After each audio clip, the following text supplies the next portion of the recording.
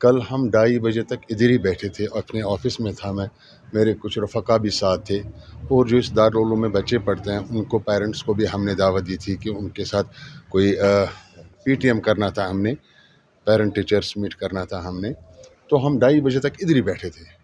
بچوں نے کھانا بھی کھایا، میں نے بھی چائے یہاں پر پیا، میرے رفقا نے چائے پی، جو والدین تھے ان نے بھی چائے پی۔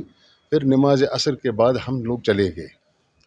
میں اپنے گھر پہنچا تو نماز عصر کے تقریباً 1 گھنٹے بعد، پونے گھنٹے بعد، 4:45 بجے، تقریباً 5 بجے مجھے فون آتا ہے کہ مسجد میں آگ لگی۔ میں اسی ٹائم اپنے گھر سے نکلا اور یہاں پر آیا۔ یہاں میں دیکھتا ہوں کہ آگ نے چاروں طرف مسجد کو اپنے لپیٹ میں لے لیا ہے۔ لیکن یہ سب چھوڑ کے ہم نے پہلے میں نے جو یہاں پر عملہ ہمارا ہوتا ہے، میں نے ان کو کہا بچے کہاں ہیں؟ بچے ہم نے نکالے تھے، ہمارے پاس اس وقت 19 بچے تھے یہاں پر۔ بچے ہم نے عملے نے نکالے تھے یہاں پر، ہماری بوہری قدل میں سامنے دوسری مسجد ہے، وہاں ہم نے شفٹ کیے، لیکن آگ تب تک اوپر پھیل گئی تھی۔ آگ کے پھیلنے کی وجہ یہ جو ہمارا چوتھی منزل ہے یہاں پر، وہاں ایک بجلی کی تار نیچے آ گئی تھی۔ بجلی آنے کے بعد وہ تار نیچے آ گئی تھی، نیچے فارش تھا، وہ تھرموکاٹ آپ جانتے ہیں آج کل لگاتے ہیں، اس پر پڑ گئی تھی۔ اسی سے تھوڑا دھواں اٹھا تو یہاں کا جو عملہ ہے، جو ہمارا چوکیدار ہے، کوک ہے، اس نے دیکھا کچھ دھواں ہے۔ جب وہ اوپر آیا تھا، اس نے دیکھا کہ میں اپنے ہاتھ سے اس کو بجھا نہیں سکوں گا، تو اس نے پہلے کام کیا تھا، پہلے جو مین سوئچ ہے یہاں پر الیکٹرک بورڈ کا، وہ آف کیا۔ اس کے بعد جو بچے ہیں یہاں پر، ان کو یہاں سے نکالا اور دوسری مسجد میں شفٹ کیا۔ تب تک ہم بھی آئے، لیکن آگ نے اپنی لپیٹ میں لیا تھا مسجد کو اور یہ ساری بلڈنگ کو۔ اتنے میں فائر بریگیڈ آ گئے، اتنے میں کنسرن ایس ایچ او صاحبان آ گئے، محلے والے آ گئے، تو 1 گھنٹے میں ہم نے آگ پر قابو پایا۔ اللہ کا فضل و کرم ہے، اللہ کی عنایت ہے، اللہ کی مہربانی ہے۔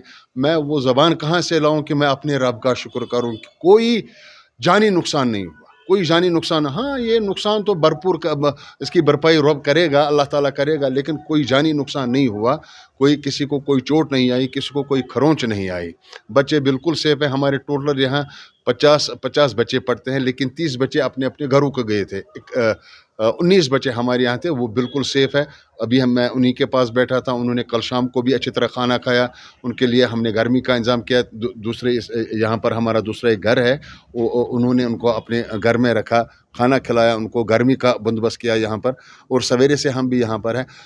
رہا سوال نقصان کا، نقصان تو بہت ہو گیا ہے یہاں پر۔ دیکھیے جی، یہ جو مسجد ہماری مرکزی جامعہ اہل حدیث ہے، اس کی تاریخ ہے تقریباً پچھلے 200 سال کی، 200-250 سال کی تاریخ ہے اس مسجد کی۔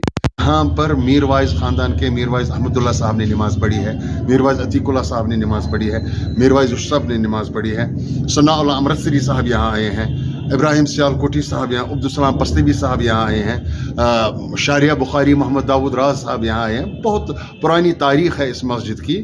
اب اس مسجد کا جو اثاثہ ہے یہ تو اب ختم ہو گیا، لیکن اللہ سے میں پور امید رکھتا ہوں کہ وہ اپنے گھر کو خود آباد کرے گا۔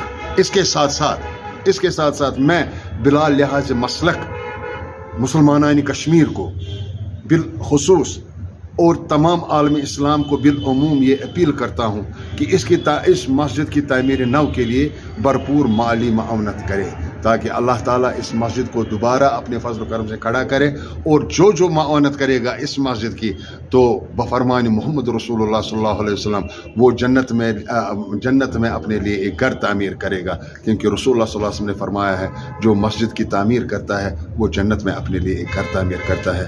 میں آخر میں بالخصوص بلا لحاظ مسلک تمام مسلمانان کشمیر، بالعموم تمام مسلمان عالم کو یہ التماس کرتا ہوں، یہ گزارش کرتا ہوں کہ مالی معاونت کے لیے آگے بڑھی۔ جس مسجد کے بارے میں آپ کہہ رہے ہیں کہ یہ معروف ہے بازار مسجد، ایکچولی یہاں اس کو اس کا اصل نام جو ہے نا تاریخی نام، وہ بہرام بازار ہے۔ ایک بہرام شاہ یہاں رہتے تھے، اسی کے نام سے اس نے بنائی اور اس کے نام سے یہ تھی، اور یہ مسجد ہے۔ اور یہاں جو اس کے بانی ہیں بزم توحید کے، وہ علامہ غلام نبی مبارکی رحمہ اللہ، تو وہ تقریباً آج سے 100 سال پہلے یہاں انہوں نے یہ شروعات کی۔ اور پھر رفتہ رفتہ رفتہ رفتہ ان کی آواز پورے وادی میں پہنچ گئی اور بہت معروف تھی. اور یہاں یہ جو مسجد ہے ایک تاریخی مسجد ہے، اس کے ساتھ ایک یہ بھی ایک حسن ظن ہے کہ جو بھی یہاں دعا مانگتے ہیں وہ اللہ قبول کرتا ہے.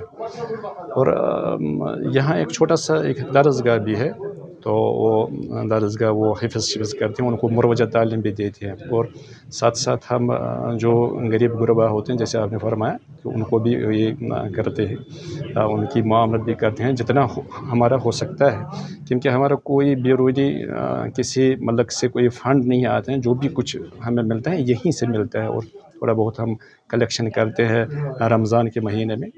تو اب یہ جیسا آپ نے دیکھا کہ آن پڑی ہے، یہ افتاد اللہ کی مرضی ہے، ہم اس کو کچھ نہیں کیا کر سکتے ہیں، مجبور ہے. تو اس کا بہت سارا پیسہ لگ رہا ہے، جیسا کہ آپ دیکھ رہے ہیں کہ ہمیں اور کوئی وسائل نہیں ہے، فقط جتنا یہاں یہ ڈونیٹ کرتے ہیں وہی ہمارے وسائل ہیں.